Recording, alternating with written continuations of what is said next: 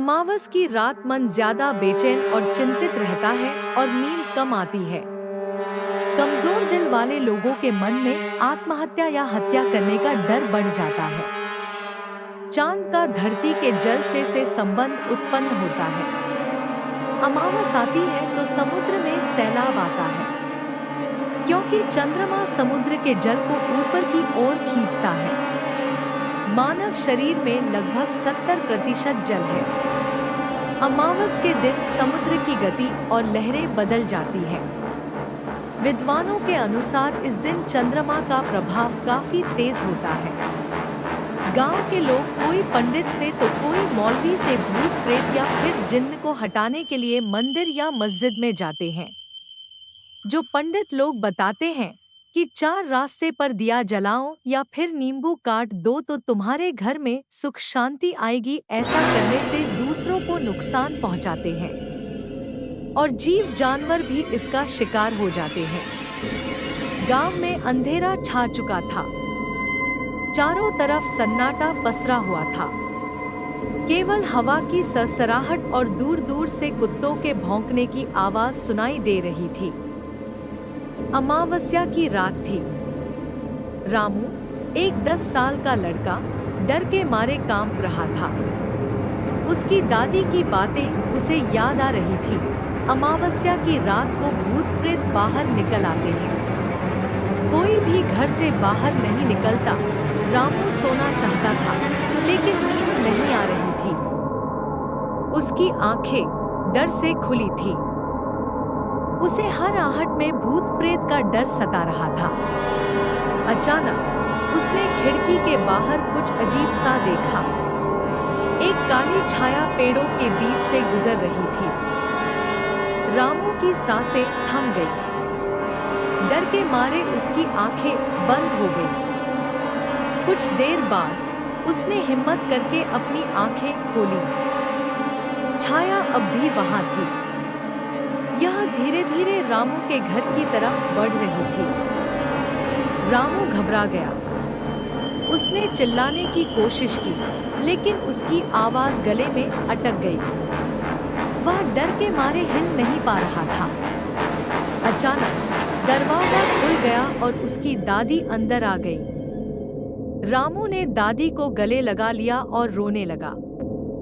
दादी ने रामू को सहलाया और कहा, डर मत बेटा, यह मैं हूँ। रामू ने दादी को बताया कि उसने क्या देखा था।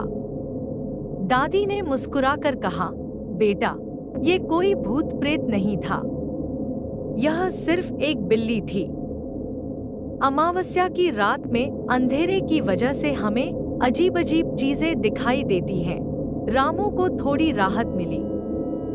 दादी ने उसे गोद में ले लिया और कहानी सुनाने लगी।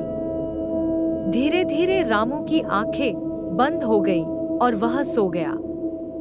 लेकिन रामू को पता था कि वह पूरी तरह से सो नहीं पाया था। उसके मन में अभी भी डर का साया था। गर्मी का मौसम था। चिलचिलाती धूप धरती को झुलसा रही थी।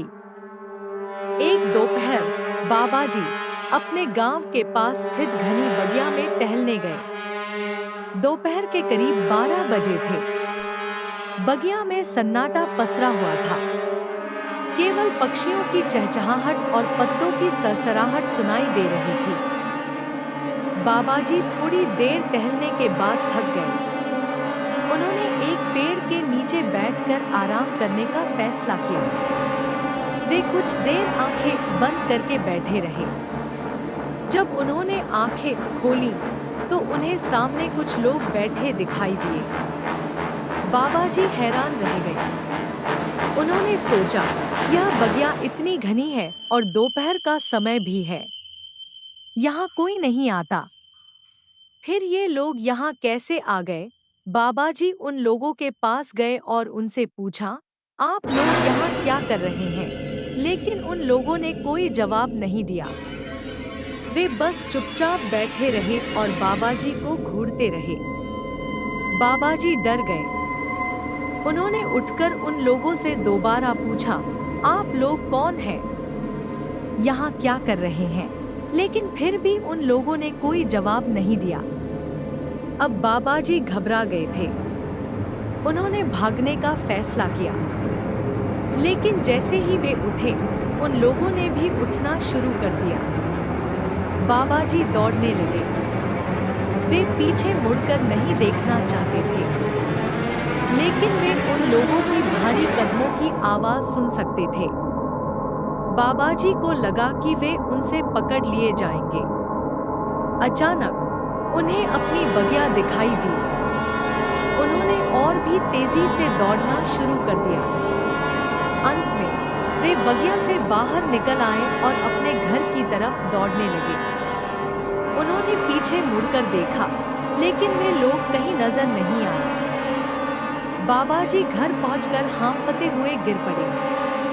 उन्होंने जो कुछ देखा था, उससे वे बुरी तरह डर गए थे। उन्होंने अपनी पत्नी को पूरी घटना बताई। उनकी पत्नी ने कहा, यह बगिया भूतिया है। यहाँ दोपहर के समय कोई नहीं आता। बाबा जी को पछतावा हुआ कि वे दोपहर के समय बगिया में गए थे। उन्होंने तय किया कि वे दोबारा कभी भी उस बगिया में नहीं जाएंगे। उन्हें जोर का बुखार आ गया, क्योंकि वह लोग कोई साधारण लोग नहीं थे, बल्कि भूत प्रेत थे।